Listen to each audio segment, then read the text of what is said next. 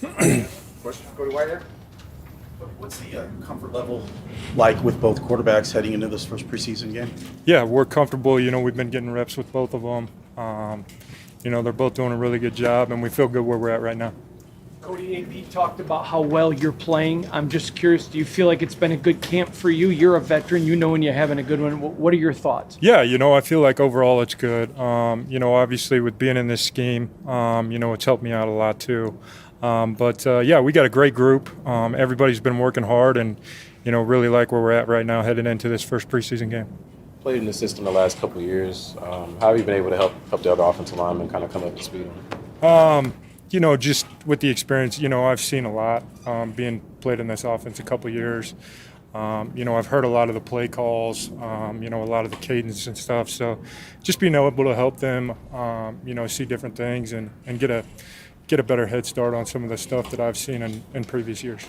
You guys are one of the better rushing offenses during both of those years in the league. What makes this concept or the concepts in the scheme so successful in that area? Yeah, all the stuff we run, it's really good stuff. But, I think it all starts with our get off up front, our cadence and timing up, the snap counts and stuff and getting on the defenders before they have a chance to even get out of their stance. And that's what we preach and that's what we've been working on this training camp. And, like I said, we've done a really good job with mixing up stuff and getting off the ball. So. You've been a Pro Bowl player at this level in the NFL. You played against the best of the best. This is a pretty decent defensive line that you guys are working against day in and day out. What are your impressions of it and what makes it so good? Yeah, they play really well together. They all feed off each other energy-wise. They're very energetic. When somebody makes a play, they're all excited for each other. They're very sound. They're very, quick off the ball. They play with good hands. And those are all good traits of good, solid defensive, especially the linemen. But even, from the, linebackers to the back end, it's a really good group, and we get good work each and every day for sure. It's obviously very easy to block John Jenkins. Is that like a rep off when he's out there? Oh no, Big John, man. I've played with Big John for, I think it was my rookie year. So Big John and I go way back for sure. Cody, you talked about the experience you have in this. How much have guys kind of come to you, like taking upon themselves to come to you and say, hey, what can I do here? What can I understand here? Yeah, there's been a lot of guys. Obviously they know I'm really familiar with the offense and, just trying to give, I don't want to overstep my boundary or anything like that. But, if some guy comes to me and needs a little bit of help or, an opinion on something, I'm always there for him. Cody, this offense is very creative. They create ways to, almost like in basketball, create your own shot. Talk about, as an offensive lineman, how you like that creativity, please. Yeah, there's just little things that we, protection-wise, whether we're, protecting or running the ball, that, there's different gadgets that we run that, help us make the defensive lineman or, the linebackers run and get out of their gaps so that we can open something up. So, it's just cool to have all those little gadgets off of our scheme that we run, to kind of keep the defense honest. Cody, last year these guys use a lot of gap blocking schemes and it's more zone-based this year. I don't know if you've had to make that transition before in your career, but what are the challenges that come with it? Yeah, I think it's mainly just, stepping on angles versus more vertical up the field, I guess, if you will. But Coach Craig and Coach Philbin, they've done a great job getting us ready for, what we have to do to be successful in this offense. For us guys here in LA, what is the biggest difference in the vibe playing for AP now? Yeah, AP's great. Coming from Chicago, it was great there, but having a guy that's played, really understands, what it takes from a player standpoint that then transitions to a coaching standpoint, and the energy he brings every day. He's the same guy every single day. We know what we're getting out of him. He's very passionate, loves ball, and just wants our best foot forward going forward every day. Did you get a chance to watch Hard Knocks, and are you sad that you're missing out on a chance to be a star? I have not watched Hard Knocks yet. So I'm happy to be here. It's a really great organization. They do it the right way, and we're going to have a great season. For those that don't know him, what does Luke Getsy bring to the mix? What makes him a good coach? Yeah, he's very intelligent. Both in the run game, the pass game. He's got gadgets, obviously, that he brings to the table. But, being able to, to have everybody as coaches on the same page, I think is a huge thing. And, he did that in Chicago with us, and that's what I see from him here. Everybody speaks the same language, and you know what you're getting every day. Yeah, good. Thanks, guys. Thank you, Cody.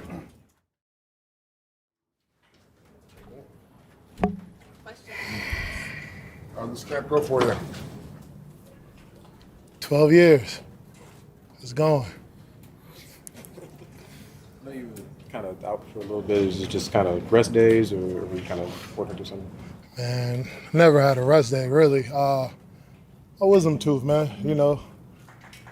Things happen. Wisdom tooth started acting up, dry socket, so that's it. You guys, you get taken out while you were here? Yeah, man, it happened. It happened. Yeah, I know. Oof. Yeah. Yeah, so everybody understand, all right? Been doing this for 12 years, going on 12 years, and what takes me out is a wisdom tooth. Yeah.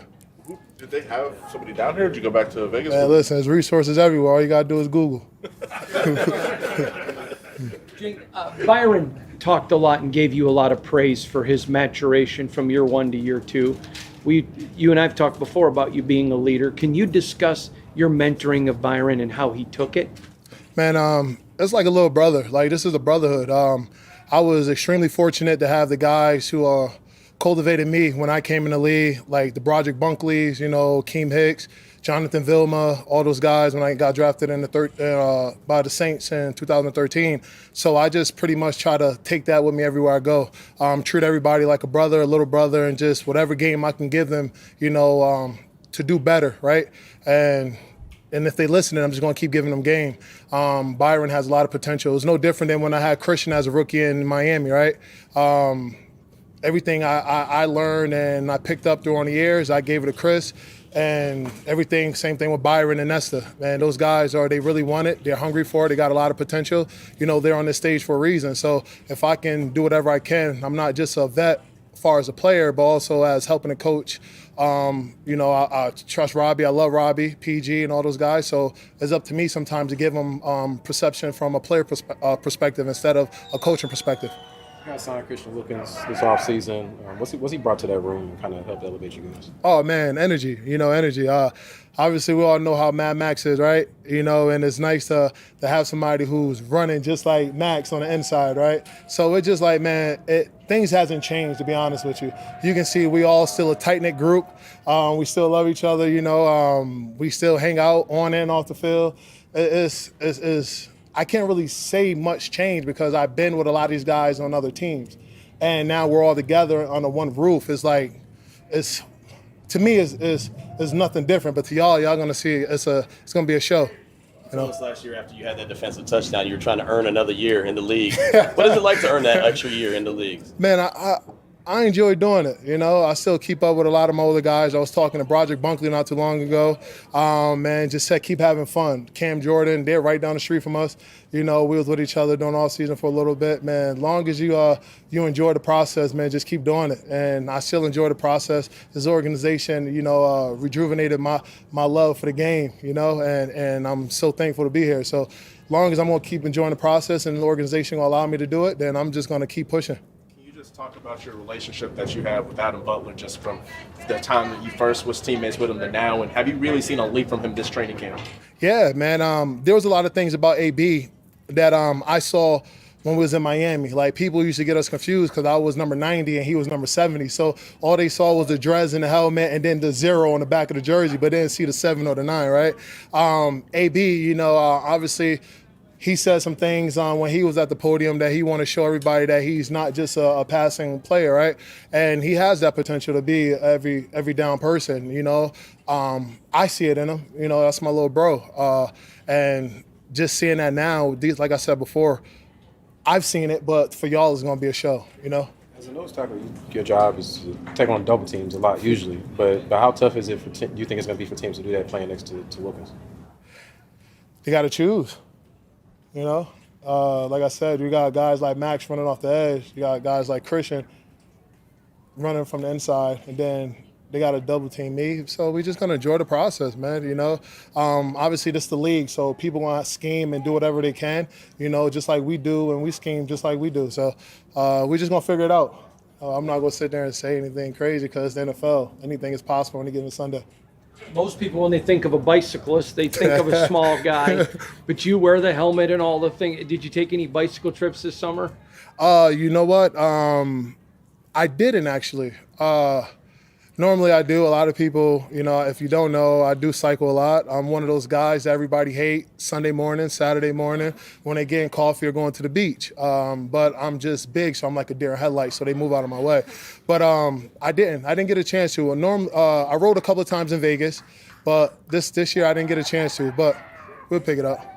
You said this team rejuvenated your love for the game and just like had to have fun. How did they do that?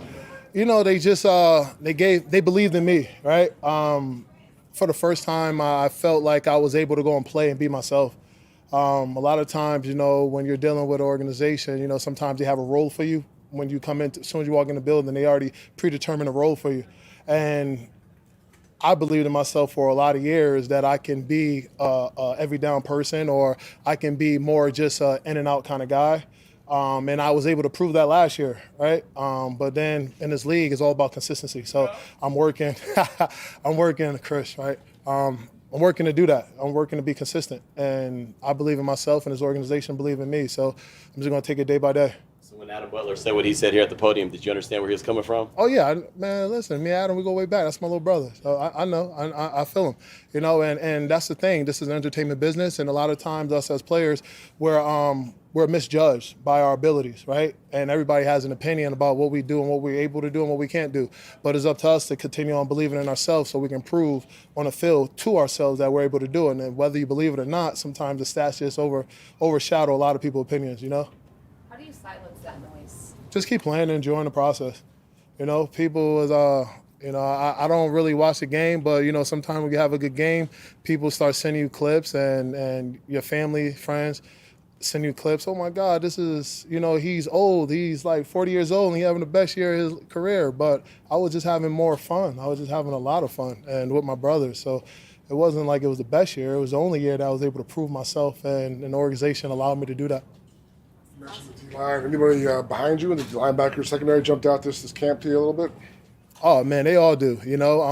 I'm a big believer, man. It's just like, everybody has potential. This is the NFL, man. Like, whether you drafted, there's guys who wasn't even on the radar. Next thing you know, they're in the Hall of Fame. So I just like to see guys just do it against another jersey. And then that's when you start taking real notice about, man, this guy is actually, something to look at, or this guy is worth that pick. I never overjump things because, like I said, everybody has the God-given ability to be here. So everybody's good, in my opinion. Thank you. Thanks, Jake. Get the Marriott points. For MJ. AJ, I know you've been kind of working inside and outside throughout camp. How much do you feel like you've improved from playing at both those spots? I've improved a lot. It's a lot harder to learning two spots at one time. It's challenging mentally and not only mentally but physically. So just learning how to be a pro on both inside and outside and learning different techniques. It's been a challenge, but it's definitely been a fun challenge. Wherever you're lined up, what's been the biggest adjustment, just kind of transitioning from college to the NFL? Just the game speed and not being able to be as handsy so far down the field. You got to learn how to win with your feet and trust your abilities. And Nate tells me that every day. He'd be like, just trust yourself and trust your abilities. So just working to trust my feet. How much of the coaching that you received at Pitt kind of prepared you for this opportunity now?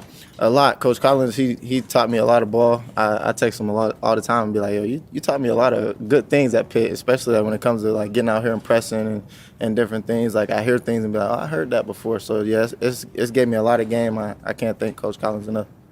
And when I talked to you after the draft, Pat had told me, Narduzzi told me that your biggest asset was your mind, that you had a very high football IQ. I know you're swimming going from college to the NFL, but how is that adjustment and that being able to use your mental side?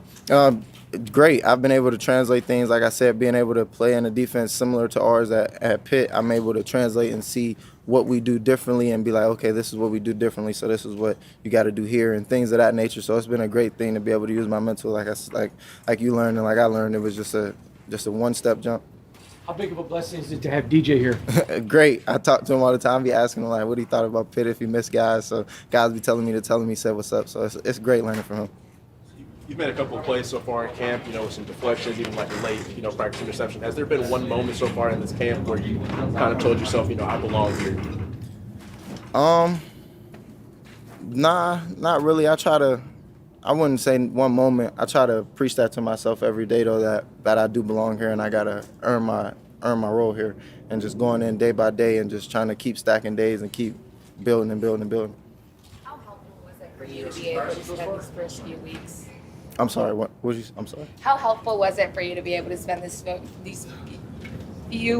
first few weeks with just your teammates away from everything else? Great. It's a lot different from college camp. I don't have to worry about when I leave here going back to school. I don't have no class, but it's been great just being out here, and my only focus is football. Coach AP said it before we came out here, like for these next however many days, football should be your only issue. And it wasn't an issue for me. It was a great privilege to have to be out here in Costa Mesa and just enjoying my time with my teammates. Any surprises this far in camp or this off season? Yeah, you meet a lot of people being in the NFL, just traveling around and working out. You meet a lot of different guys that you would have never thought. Like I'd be like, man, I watched this guy on TV, and you start meeting guys and you learning from them, not only on this team but other teams. So yeah, that was one big surprise. How excited are you for the first preseason game? You're going to get to play a lot. How exciting is that? Super exciting. I was telling myself, like, man, I was like a kid dreaming of this moment, and so I don't know how I'm going to feel Saturday. I just can't wait to be on the bus on the way to the stadium and just see how I'm going to feel. Were you starstruck at any moment when you first showed up to the NFL? Yeah, I'm starstruck a lot when I see Max. He always be like, "What's up?" And I'd be like, "Oh, hey, how you doing?" But yeah, Max, guys like that, Devonshire, always. Awesome. Thank you. Thank you. Good luck.